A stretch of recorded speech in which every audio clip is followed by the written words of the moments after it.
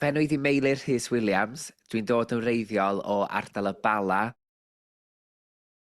a dwi'n actor, a dwi'n cyfri fy hun fel person hoyw. Pryd wnest ti sylwi bod ti'n aelod o'r gymuned LHDT+.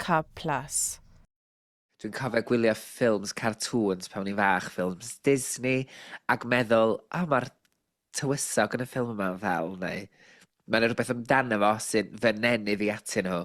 Sut wnest ti ddweud wrth dy deulu a ffrindiau?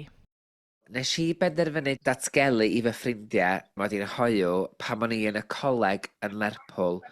O'n I wedi treulio 19 mlynedd adre yn teimlo falle byswn I ddim yn gallu dod allan fyth.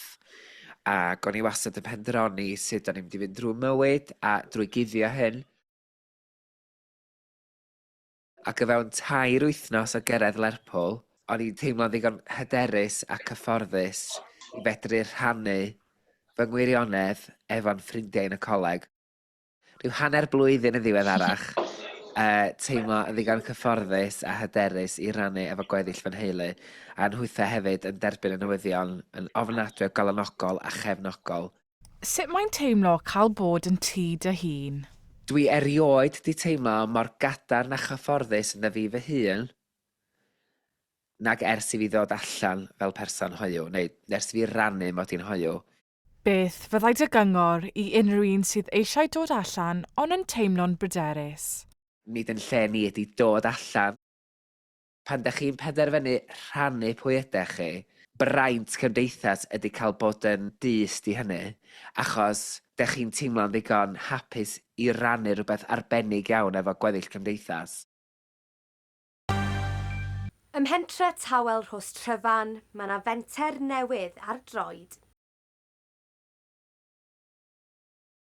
Ar 2 gefnder yma, sydd tu ôl i'r cyfan.